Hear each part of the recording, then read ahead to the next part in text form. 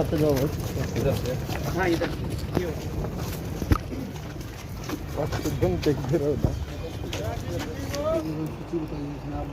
इसमें main candidate कौन है?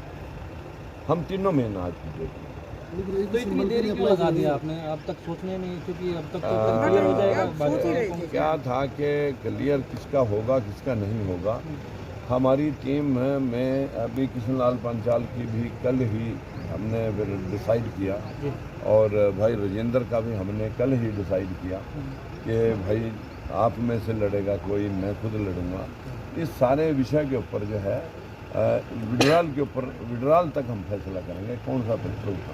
राजकुमार जी, क्या ये समझ लिया जाए भाजपा और कांग्रेस की रणनीति के बाद आप अपनी रणनीति का बुला सकते हैं? बिल्कुल सही बात है, क्योंकि बीजेपी और कांग्रेस क्या करने जा रही है, हमने भी उसी हिसाब से उन लोगों ने जैसे हमें पीछे मात दी थी कि वो लोग हमारे कैंडिडेटों के प्रति कितने सक्रिय और मुस्तैद हैं, तो ये सारी चीज़ें हमने देख करके चलनी है। क्योंकि हमारे साथ इस दलित और पिछड़ा वर्ग के साथ हमेशा बड़ी चालाकी के साथ ठगी होती रही है। जिनके चुनाव में भी एक कश्यप खड़ा किया था, एक जो है ना प्रजापति खड़ा किया था, अलग अलग बरादरियों से सारी दोनों पार्टियों ने मेरे सेम नाम के कैंडिडेट उतार दिए थे।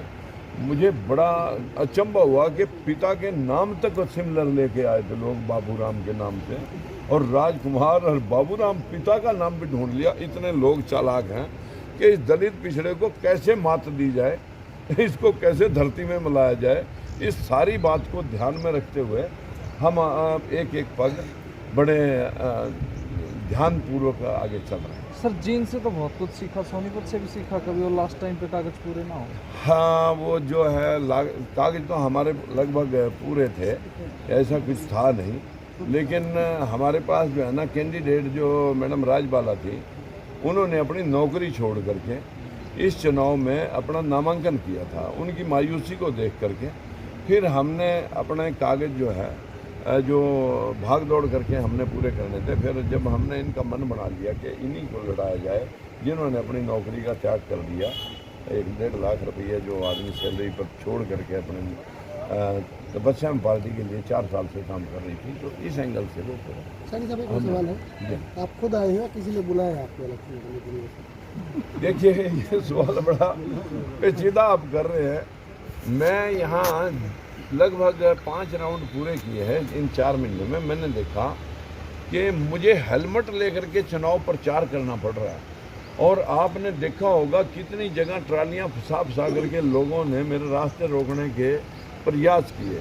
लोग नहीं चाहते इस कमज़ोर तबके की आंख खुल जाए, इनको तो शराब पिला के लोगों की बात ना सुने 3 दिन तक अंधा रखना है लोगों। हम इनको यही जगा रहे हैं कि भाई इन लोगों की शराब लेके रख लो, बाद में पी लियो, इनके पैसे लेके पीछे माल जो है ना पीछे खजाने में दाखिल कर लो। लेकिन चोरों को तो अगर चोरी करते हुए पकड़ा जाए तो नंगा करना होता है। अगर आप वाकई अपने बच्चों की हिस्सेदारी के लिए, इस हलके के विकास के लिए अगर अपना सेक्रीफाइस करना चाहते हो, जिसमें कांग्रेस लगभग 55 साल के 52-53 साल के हरियाणा के अंदर अगर सरकार 53-54 साल में कुछ नहीं कर सकी, तो अब क्या करने जा रही है। बीजेपी भी 6वीं बार इस देश के अंदर राज कर रही है, और जो सर्वनाश कांग्रेस ने हमारा यहाँ पर 55 साल तक के राज में किया, वो 55 महीने के अंदर बीजेपी ने कर दिया। आखिर आप ओम प्रकाश चौटाला, सारी बंसी लाल, सारी पार्टियों को अब आप चेक कर चुके हैं। हल्के में कोई किसी तरह का कोई बड़ा कॉलेज नहीं, कोई बड़ा स्कूल नहीं, कोई यूनिवर्सिटी नहीं, कोई इंडस्ट्री नहीं, गांव के अंदर पीने के पानी का इस्तेमाल अभी तक पूरा पुख्ता नहीं हो सका। मैं जसराना गांव का, बिलबलान गांव का, गुमाना गांव का आपको सीधा उदाहरण आपके सामने रखता हूं। जैसे ही मैंने मीटिंगें की, मीटिंगों में से लोग उठ करके किसी आदमी ने आया कि बताया अरे पानी आ गया, इतने में पूरा का पूरा गांव उठ करके भाग गया। अरे मैंने कहा क्या हो गया, पानी तो आया। बोले जी 4 दिन में 1 बार आता है। जिस एरिया में 4 दिन में पानी 1 बार आता हो, वहाँ नौकरी की कैसे मतलब आशा रख सकते हैं जहाँ पीने के पानी का इस्तेमाल नहीं हुआ। गलियों के निकास का, गलियों में से पानी के निकास का इंतजाम नहीं है, गलियाँ टूटी पड़ी हैं।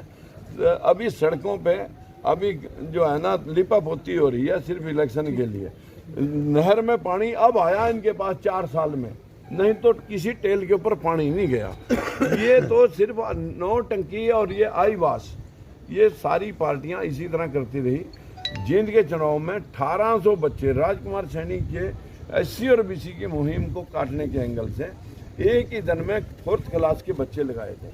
अभी भी कुछ लिस्टें इन्होंने रोक रखी हैं लोगों को जो है ये मिसगाइड करने के लिए, हर हथकंडा खेलने के लिए बड़ी पार्टियां, क्योंकि उनके पास धन बल तन बल और लोगों के चापलूस लोगों के जमावड़े बड़े बड़े हैं।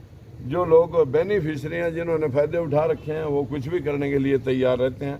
भाई हम तो नया खेत बीज रहे हैं, अब नए खेत में हमारे पास तो जो है ना चलने के लिए भी अपने आप साधन जुटाना है, लोगों को समझाने के लिए भी समय खुद लगाना है। उनके पास तो बहुत कुछ साधन है, दोनों पार्टियों के पास, तीनों पार्टियों के पास, जिन्होंने देश को लूट रखा वो तो हर क्या बदलाव चाहते हैं बाई इलेक्शन में? क्या इसके अंदर हम प्रदेश के अंदर जो आरक्षण के पीछे देश के अंदर माहौल खराब हुआ, हमने सबसे पहला मुद्दा यही कहा था कि अगर आज हमें आरक्षण नहीं चाहिए, हमें चाहिए हमारा हिस्सा, और हिस्सा मांगे से कोई देगा नहीं। इसलिए देश में 100% सबको आरक्षित कर दो, चाहे ब्राह्मण है, जाट है, राजपूत है और चाहे बनिया है, ठाकुर है, कि सबको आरक्षित कर दो। जो जनसंख्या अनुपात है जो संविधान में लिखा हुआ सबके हिस्से बराबर है। देश के अंदर एक रोजगार की नीति लाई जाए। जब ज़्यादा रोजगार होंगे तुम्हारे पास, तुम 10-10 दे दो, लेकिन एक घर में जिनका सत्ता के अंदर हस्तक्षेप पूरा रहा वो तो ले रहे हैं 10-10 नौकरी, और बाकी के परिवारों को एक भी नौकरी नहीं मिली। आधे से ज़्यादा तो मेरे भाई जो यहाँ कैमरा उठा करके लगे हैं, इनमें से भी बेरोजगार खड़े हैं। मैं आपकी भी लड़ाई लड़ रहा हूँ। और किसान और मजदूर के उत्थान के लिए अगर भाषण सारी पार्टियां दे रही हैं, तो इस किसान और मजदूर का उत्थान तब हो सकता है जो खरबों रुपया मनरेगा स्कीम के माध्यम से सिर्फ कागजों में बंट रहा है, बिचौलिए अफसर और मिनिस्टर खा रहे हैं। ये पैसा जो है ना, किसान, एक तहसील के अंदर कितने किसान हैं और कितने मजदूर हैं, तहसीलदार के पास रिकॉर्ड होना चाहिए कि किस किसान को किस महीने में कणक की कटाई, बिजाई, सरसों में और गन्ने में, आलू में किस मंथ में कितने मजदूर चाहिए, उसका खाका उसके पास तैयार होना चाहिए। आधी लेबर सरकार जमा करा दे, आधी किसान दे देगा। मजदूर के जब 500-600 रुपये दिहाड़ी के एड के रूप में आता है, अगर उस 12 करोड़ को किसानों और मजदूरों में सीधे हिसाब से बांट दिया जाए भ्रष्टाचार रोक करके, तो मैं दावे से कह सकता हूं कि पूरे किसानों की आधी लेबर जा सकती है। सैनी साहब, अगर दोनों ही पार्टियां कांग्रेस और बीजेपी जाट कैंडिडेट को उतार दे तो क्या गवाना जैसा? मेरा यहाँ पर जाट नॉन जाट की कोई लड़ाई नहीं है। हमारी लड़ाई है भेदभाव और असमानता के खिलाफ।